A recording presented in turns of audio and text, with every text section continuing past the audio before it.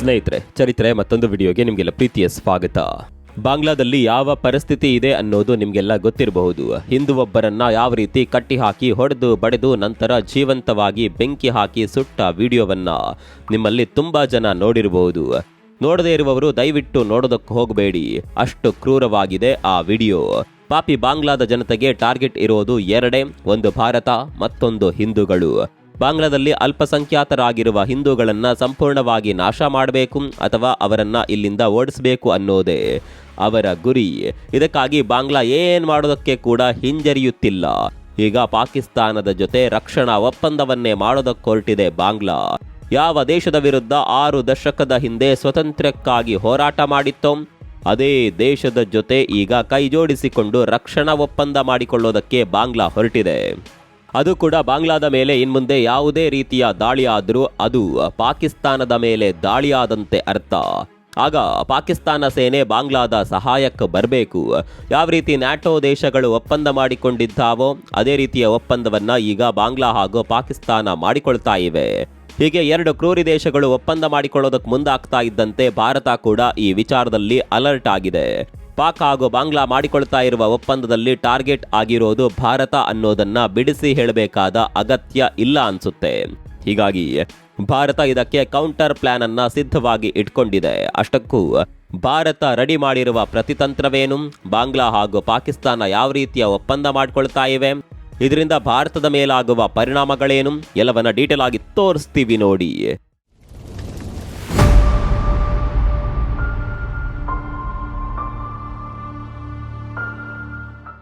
ಸ್ನೇಹಿತರೆ, ಬಾಂಗ್ಲಾ ಭಾರತದ ಬೆನ್ನಿಗೆ ಚೂರಿ ಹಾಕ್ತಾ ಇದೆ. ಯಾವ ದೇಶ ತನ್ನ ಸ್ವಾತಂತ್ರ್ಯಕ್ಕಾಗಿ ಹೋರಾಟ ಮಾಡಿತ್ತೋ, ಯಾವ ದೇಶ ಬಾಂಗ್ಲಾ ಅನ್ನುವ ದೇಶದ ಉದಯಕ್ಕೆ ಕಾರಣವಾಗಿತ್ತೋ ಅದೇ ದೇಶದ ವಿರುದ್ಧ ಈಗ ಬಾಂಗ್ಲಾದ ಮತಾಂಧ ಶಕ್ತಿಗಳು ಸೇರಿಕೊಂಡು ಪಿತೂರಿ ಮಾಡ್ತಾ ಇದ್ದಾವೆ. ಎಲ್ಲವೂ ಸರಿ ಇದ್ದಿದ್ರೆ ಇವತ್ತು ಬಾಂಗ್ಲಾದೇಶ ಭಾರತವನ್ನ ತಾಯಿಯ ಸ್ಥಾನದಲ್ಲಿಟ್ಕೊಂಡು ಪೂಜೆ ಮಾಡಬೇಕಿತ್ತು. ಶತಮಾನದ ಸಿಂಹಿಣಿ ಇಂದಿರಾ ಗಾಂಧಿ ಅವರನ್ನ ದೇವರ ರೂಪದಲ್ಲಿ ಇಟ್ಕೊಂಡು ಇಂದಿಗೂ ನೆನಪಿಸಿಕೊಳ್ಳಬೇಕಿತ್ತು. ಆದರೆ ಬಾಂಗ್ಲಾ ಅನ್ನುವ ಪಾಪಿ ದೇಶ ಇದ್ಯಾವುದನ್ನ ಮಾಡಲೇ ಇಲ್ಲ. ಅದರಲ್ಲೂ ಕಳೆದ 1 ವರ್ಷದಿಂದ ಬಾಂಗ್ಲಾದೇಶ ಮಾಡಿದ ಅನಾಚಾರಗಳು ಒಂದೆರಡಲ್ಲ. ಭಾರತದ ಪರವಾಗಿದ್ದಾರೆ ಅನ್ನುವ ಒಂದೇ ಒಂದು ಕಾರಣಕ್ಕಾಗಿ ತಮ್ಮ ದೇಶದ ಪ್ರಧಾನಿಯನ್ನೇ ದೇಶದಿಂದ ಓಡಿ ಹೋಗುವಂತೆ ಮಾಡಿದ ಬಾಂಗ್ಲಾದೇಶದ ಜನರು ಈಗ ತನ್ನ ದೇಶದಲ್ಲಿರುವ ಹಿಂದೂಗಳನ್ನ ಜೀವಂತವಾಗಿ ಸುಡ್ತಾ ಇದ್ದಾರೆ. ಒಂದು ಕಡೆಯಲ್ಲಿ ಬಾಂಗ್ಲಾದಲ್ಲಿ ಹಿಂದೂಗಳ ಮೇಲೆ ಅಟ್ಯಾಕ್ ಆಗ್ತಾ ಇದ್ರೆ, ಮತ್ತೊಂದು ಕಡೆಯಲ್ಲಿ ಭಾರತಕ್ಕೆ ಧಮ್ಕಿ ಹಾಕ್ತಾ ಇದೆ ಬಾಂಗ್ಲಾ. ಭಾರತದ ಸಿಲಿಗುರಿ ಕಾರಿಡಾರ್ ಅನ್ನ ಕತ್ತರಿಸುತ್ತೇವೆ ಅಂತ ಇತ್ತೀಚೆಗಷ್ಟೇ ಬಾಂಗ್ಲಾ ಧಮ್ಕಿ ಹಾಕಿತ್ತು. ಸ್ನೇಹಿತರೆ, ನಿಮಗೆ ಗೊತ್ತಿರಲಿ, ಪಾಕಿಸ್ತಾನ ಗಡಿಯಲ್ಲಿ ಇರುವ ಹಾಗೆ ಬಾಂಗ್ಲಾ ಗಡಿಯಲ್ಲಿ ಯಾವುದೇ ರೀತಿಯ ಗಡಿಬೇಲಿ ಇಲ್ಲ. ಅಷ್ಟರ ಮಟ್ಟಿಗೆ ಭಾರತ ಬಾಂಗ್ಲಾವನ್ನ ನಂಬಿಕೊಂಡಿತ್ತು. ಏನೇ ಆದರೂ ನಾವು ಸ್ವಾತಂತ್ರ್ಯ ದೊರಕಿಸಿಕೊಟ್ಟ ದೇಶ, ಹೀಗಾಗಿ ನಮ್ಮ ನಡುವೆ ಯಾವುದೇ ರೀತಿ ಗಡಿಬೇಲಿ ಬೇಡ ಅಂತ ಭಾರತ ಇಲ್ಲಿವರೆಗೆ ಗಡಿಬೇಲಿಯನ್ನ ಹಾಕಿರಲಿಲ್ಲ. ಇದನ್ನೇ ಬಾಂಗ್ಲಾ ಅಡ್ವಾಂಟೇಜ್ ಆಗಿ ತೆಗೆದುಕೊಂಡು ತನ್ನ ದೇಶದ ನಿರಾಶ್ರಿತರನ್ನ ಭಾರತಕ್ಕೆ ಅಡ್ತಾ ಇತ್ತು. ಈಗ ನಿಮ್ಮ ಕಾರಿಡಾರ್ ಅನ್ನೇ ಕತ್ತರಿಸಿ ಬಿಸಾಕ್ತೇವೆ ಅನ್ನುವ ಧಮ್ಕಿಯನ್ನ ಕೂಡ ಹಾಕ್ತಾ ಇದೆ. ಇದೆಲ್ಲದರ ನಡುವೆ ಪಾಕಿಸ್ತಾನದ ಜೊತೆ ರಕ್ಷಣಾ ಒಪ್ಪಂದವನ್ನ ಕೂಡ ಮಾಡಿಕೊಂಡಿದೆ. ಇದೇ ಕಾರಣಕ್ಕೆ ನಾವು ಗಡಿಬೇಲಿ ವಿಚಾರ ತೆಗೆದಿದ್ದು. ಒಂದು ವೇಳೆ ಭವಿಷ್ಯದಲ್ಲಿ ಭಾರತ ಹಾಗೂ ಬಾಂಗ್ಲಾ ನಡುವೆ ಯುದ್ಧ ಆಗಿಬಿಟ್ರೆ ಆ ಸಂದರ್ಭದಲ್ಲಿ ಬಾಂಗ್ಲಾ ನಮ್ಮ ಗಡಿಯೊಳಗೆ ಸುಲಭದಲ್ಲೇ ನುಗ್ಗಬಹುದಾದ ಸಾಧ್ಯತೆ ಇರುತ್ತೆ. ಹಾಗಂತ ಇಲ್ಲಿ ಕೇವಲ ಬಾಂಗ್ಲಾ ಮಾತ್ರ ನಮ್ಮ ವಿರುದ್ಧ ಯುದ್ಧಕ್ಕೆ ಬರೋದಿಲ್ಲ, ಪಾಕಿಸ್ತಾನ ಕೂಡ ಬಾಂಗ್ಲಾದೇಶದ ಜೊತೆ ಸೇರ್ಕೊಳ್ಳುತ್ತೆ. ಹೀಗಾಗಿ ಭಾರತ ಈ ವಿಚಾರದಲ್ಲಿ ಫುಲ್ ಅಲರ್ಟ್ ಆಗಿದೆ. ಬಾಂಗ್ಲಾ ಪಾಕಿಸ್ತಾನದ ಜೊತೆ ಸೇರ್ಕೊಂಡು ಏನೆಲ್ಲ ಪಿತೂರಿ ಮಾಡಬಹುದು ಅನ್ನೋದನ್ನ ಮೊದಲೇ ಅರ್ತಿದ್ದ ಭಾರತ ಈಗ ಗಡಿಯಲ್ಲಿ ಗಡಿಬೇಲಿ ಹಾಕೋದಕ್ಕೆ ಮುಂದಾಗಿದೆ. ಸಿಲಿಗುರಿ ಕಾರಿಡಾರ್ ಭಾಗದಲ್ಲಿ ಈಗಾಗಲೇ ಫೆನ್ಸಿಂಗ್ ಕಾರ್ಯ ಆರಂಭವಾಗಿದೆ. ಹಾಗೆ ನೋಡ್ಲಿಕ್ಕೆ ಹೋದ್ರೆ ಭಾರತ ಬಾಂಗ್ಲಾದ ಜೊತೆ ದೊಡ್ಡ ಗಡಿಯನ್ನ ಹಂಚಿಕೊಂಡಿದೆ. ನಿಮಗೆ ಭೂಪಟದಲ್ಲಿ ನೋಡುವಾಗ ಗಡಿ ಸ್ವಲ್ಪ ಪ್ರಮಾಣದಲ್ಲಿ ಕಂಡ್ರು ಅಸಲಿಗೆ 4000ಕ್ಕೂ ಅಧಿಕ ಕಿಲೋಮೀಟರ್ ಗಡಿಯನ್ನ ಭಾರತ ಹಾಗೂ ಬಾಂಗ್ಲಾ ಹಂಚಿಕೊಂಡಿದೆ. ಹೀಗಾಗಿ ಇಷ್ಟು ದೊಡ್ಡ ಗಡಿಗೆ ಬೇಲಿ ಹಾಕೋದು ಅಷ್ಟು ಸುಲಭವಲ್ಲ. ಆದರೂ ಭಾರತ ಭವಿಷ್ಯದ ದೃಷ್ಟಿಯಿಂದ ಬೇಲಿ ಕಾರ್ಯ ಆರಂಭಿಸಿದೆ. ಕೇವಲ ಗಡಿ ಬೇಲಿ ಹಾಕೋದು ಮಾತ್ರವಲ್ಲ, ಬಾಂಗ್ಲಾ ಗಡಿಯ 4 ದಿಕ್ಕಿನಲ್ಲೂ ತನ್ನ ಸೇನಾ ನೆಲೆಗಳನ್ನ ಸ್ಥಾಪನೆ ಮಾಡಿದೆ. ಒಂದೇ ಮಾತಿನಲ್ಲಿ ಹೇಳಬೇಕು ಅಂದ್ರೆ ಭಾರತ ಬಾಂಗ್ಲಾದ ಸುತ್ತಲೂ ಚಕ್ರ ವ್ಯೂಹವನ್ನೇ ನಿರ್ಮಾಣ ಮಾಡ್ತಾ ಇದೆ.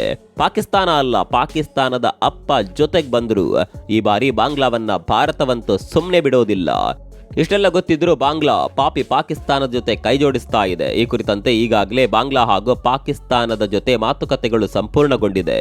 ಮೊಹಮ್ಮದ್ ಯೂನಸ್ ಪಾಕಿಸ್ತಾನದ ಸೇನಾ ಮುಖ್ಯಸ್ಥನನ್ನ ಭೇಟಿಯಾಗಿ ಒಪ್ಪಂದದ ಕುರಿತಂತೆ ಮಾತುಕತೆ ಮುಗಿಸಿ ಬಂದಿದ್ದಾನೆ. ಆದರೆ ಒಪ್ಪಂದಕ್ಕೆ ಸಹಿ ಹಾಕುವ ಕಾರ್ಯ ಬಾಕಿ ಇದೆ.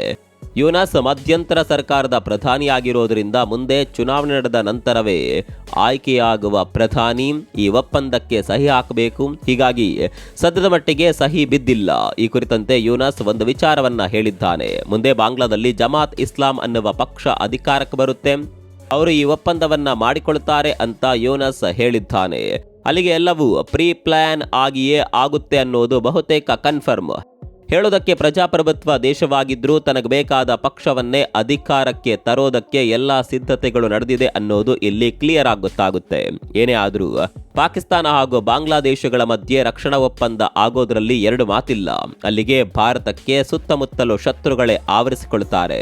ಒಂದ್ ಕಡೆಯಲ್ಲಿ ಪಾಕಿಸ್ತಾನ, ಮತ್ತೊಂದು ಕಡೆಯಲ್ಲಿ ಚೀನಾ. ಈಗ ಬಾಂಗ್ಲಾ ಕೂಡ ಸೇರ್ಕೊಂಡು ಭಾರತಕ್ಕೆ ತೊಂದರೆ ಕೊಡುವ ಪ್ರಯತ್ನವನ್ನ ಮುಂದಿನ ದಿನಗಳಲ್ಲಿ ಮಾಡಿಯೇ ಮಾಡ್ತಾರೆ. ಭಾರತಕ್ಕೆ ಈ ಎಲ್ಲಾ ದೇಶಗಳನ್ನು ಎದುರಿಸುವ ಸಾಮರ್ಥ್ಯ ಇದೆ, ಅದು ಬೇರೆ ವಿಚಾರ. ಭಾರತ ಕೂಡ ಇದಕ್ಕೆ ಯಾವ ರೀತಿ ಕೌಂಟರ್ ಕೊಡಬೇಕು ಅನ್ನೋದನ್ನ ಈಗಾಗಲೇ ಪ್ಲಾನ್ ಮಾಡಿಕೊಂಡಿದೆ. ನಿಜ ಹೇಳಬೇಕು ಅಂದ್ರೆ ಭಾರತಕ್ಕೆ ಬಾಂಗ್ಲಾ ಅನ್ನೋದು ಲೆಕ್ಕಕ್ಕೆ ಇಲ್ಲದ ದೇಶ. ಆದರೆ ಈಗ ಇಬ್ಬರು ಶತ್ರುಗಳು ಒಂದಾಗಿರೋದ್ರಿಂದ ಸ್ವಲ್ಪ ಯೋಚನೆ ಮಾಡಿ ಹೆಜ್ಜೆಯನ್ನ ಇಡಬೇಕಾಗಿದೆ. ಹೀಗಾಗಿ ಭಾರತ ಎರಡು ಗಡಿಗಳ ಮೇಲೆ ಹದ್ದಿನ ಕಣ್ಣನ್ನಿಟ್ಟಿದೆ. ಇನ್ಮುಂದೆ ಟೂ ಫ್ರಂಟ್ ಯುದ್ಧಕ್ಕೆ ಭಾರತ ಸಜ್ಜಾಗಿರಬೇಕು. ಎರಡು ಕಡೆಯಲ್ಲೂ ಕೂಡ ತನ್ನ ಗಮನವನ್ನ ಕೇಂದ್ರೀಕರಿಸಿ ಇಡಬೇಕಾಗುತ್ತೆ. ಹಾಗಂತ ಈಗ ಬಾಂಗ್ಲಾ ಹಾಗೂ ಪಾಕಿಸ್ತಾನ ಸೇರ್ಕೊಂಡು ಮಾಡ್ತಾ ಇರುವ ಒಪ್ಪಂದದಲ್ಲಿ ಕೇವಲ ಈ ಎರಡು ದೇಶಗಳ ಪಾತ್ರ ಮಾತ್ರ ಇದೆ ಅಂತ ಅಂದುಕೊಳ್ಳಬೇಡಿ. ಇದರ ಹಿಂದೆ ಅಮೆರಿಕದ ಕೈವಾಡ ಇರುವ ಸಾಧ್ಯತೆ ಇದೆ ಅನ್ನುವ ಮಾತುಗಳು ಕೂಡ ಕೇಳಿ ಬರ್ತಾ ಇದೆ. ಅಮೆರಿಕದಂತಹ ಊಸರವಳ್ಳಿ ದೇಶ ಈ ಜಗತ್ನಲ್ಲಿ ಮತ್ತೊಂದು ಇರೋದಕ್ಕೆ ಸಾಧ್ಯವೇ ಇಲ್ಲ. ಆ ದೇಶಕ್ಕೆ ತನ್ನಿಂದ ಎತ್ತರಕ್ಕೆ ಇನ್ಯಾವ ದೇಶ ಕೂಡ ಬೆಳೆಯಬಾರದು ಅನ್ನುವ ಹೊಟ್ಟೆ ಕಿಚ್ಚಿದೆ. ಯಾವಾಗ ಭಾರತ ಅಭಿವೃದ್ಧಿ ಆಗೋದಕ್ಕೆ ಶುರುವಾಯಿತೋ ಅಲ್ಲಿಂದಲೇ ಅಮೆರಿಕ ಭಾರತವನ್ನ ಟಾರ್ಗೆಟ್ ಮಾಡ್ತಾ ಇದೆ. ಇಲ್ಲಾಂದ್ರೆ ಕಳೆದ ವರ್ಷದವರೆಗೂ ಮೋದಿ ನನ್ನ ಬೆಸ್ಟ್ ಫ್ರೆಂಡ್ ಅಂತ ಹೇಳ್ತಾ ಇದ್ದ ಟ್ರಂಪ್ ಈಗ ಪಾಕಿಸ್ತಾನದ ಜೊತೆ ಅಷ್ಟೊಂದು ಕ್ಲೋಸ್ ಆಗೋದಕ್ಕೆ ಸಾಧ್ಯವೇ ಇಲ್ಲ ಬಿಡಿ. ಇಲ್ಲಿ ಅಮೆರಿಕ ಮುಂದಿನ 10 ವರ್ಷದ ಬಗ್ಗೆ ಯೋಚನೆ ಮಾಡ್ತಾ ಇಲ್ಲ. ಬದಲಾಗಿ ಮುಂದಿನ 50 ವರ್ಷಗಳ ನಂತರ ಭಾರತ ನಮ್ಮನ್ನ ಸೈಡ್ ಹೊಡೆದು ಮುಂದೆ ಹೋಗುವ ಸಾಧ್ಯತೆ ಇದೆ. ಅಂತಹ ಸಂದರ್ಭ ಬಂದಾಗ ಭಾರತದ ಮೇಲೆ ಒತ್ತಡ ಹಾಕೋದಕ್ಕೆ ಭಾರತದ ಪಕ್ಕದಲ್ಲಿ ತನ್ನ ಸೇನಾ ನೆಲೆ ಇರಬೇಕು ಅಂತ ಅಮೆರಿಕ ಪ್ಲಾನ್ ಮಾಡ್ತಾ ಇದೆ. ಇದಕ್ಕಾಗಿ ಅಮೆರಿಕ ಬಾಂಗ್ಲಾವನ್ನ ದಾಳವನ್ನಾಗಿ ಬಳಕೆ ಮಾಡಿಕೊಳ್ತಾ ಇದೆ. ಈಗಾಗಲೇ ಪಾಕಿಸ್ತಾನದ ಜೊತೆ ಕ್ಲೋಸ್ ಆಗಿರುವ ಅಮೆರಿಕ ಈಗ ಬಾಂಗ್ಲಾವನ್ನ ಕೂಡ ಪರೋಕ್ಷವಾಗಿ ತನ್ನ ಬುಟ್ಟಿಗೆ ಹಾಕಿಕೊಳ್ಳುವ ಪ್ರಯತ್ನ ಮಾಡ್ತಾ ಇದೆ. ಆ ಪ್ರಯತ್ನದ ಒಂದು ಭಾಗವೇ ಬಾಂಗ್ಲಾದಲ್ಲಿ ಆಗ್ತಾ ಇರುವ ಪ್ರತಿಭಟನೆಗಳು ಅನ್ನುವ ಮಾತುಗಳು ಕೂಡ ಕೇಳಿ ಬರ್ತಾ ಇದೆ. ಬಾಂಗ್ಲಾದಲ್ಲಿ ಅಶಾಂತಿ ಸೃಷ್ಟಿ ಮಾಡಿ ಬಾಂಗ್ಲಾ ಜನರಿಗೆ ಭಾರತದ ಜೊತೆ ದ್ವೇಷ ಹೆಚ್ಚಾಗುವಂತೆ ಮಾಡಿ ಭಾರತದ ವಿರುದ್ಧ ಬಾಂಗ್ಲಾ ಎಂತಹ ದಾಳಿಗೂ ಸಿದ್ಧವಾಗುವಂತೆ ಮಾಡೋದು ಅಮೆರಿಕದ ಪ್ಲಾನಿಂಗ್ ಇರಬಹುದು ಅಂತ ರಕ್ಷಣಾ ತಜ್ಞರು ಹೇಳ್ತಾ ಇದ್ದಾರೆ. ಅದೇನೇ ಇರಲಿ, ಬಾಂಗ್ಲಾ ಈಗ ಮಾಡ್ತಾ ಇರುವ ಕುತಂತ್ರಿ ಪ್ಲಾನ್ಗಳಿಗೆ ಮುಂದಿನ ದಿನಗಳಲ್ಲಿ ಖಂಡಿತವಾಗಿಯೂ ಪಶ್ಚಾತ್ತಾಪ ಅನುಭವಿಸುವ ಕಾಲ ಬಂದೇ ಬರುತ್ತೆ. ಈ ವಿಚಾರದ ಬಗ್ಗೆ ನಿಮ್ಗೆ ಏನನ್ಸುತ್ತೆ ಕಾಮೆಂಟ್ ಮಾಡಿ. ಮತ್ತೊಂದು ವಿಡಿಯೋದಲ್ಲಿ ಸಿಗೋಣ. ಅಲ್ಲಿವರೆಗೂ ನಮಸ್ಕಾರ.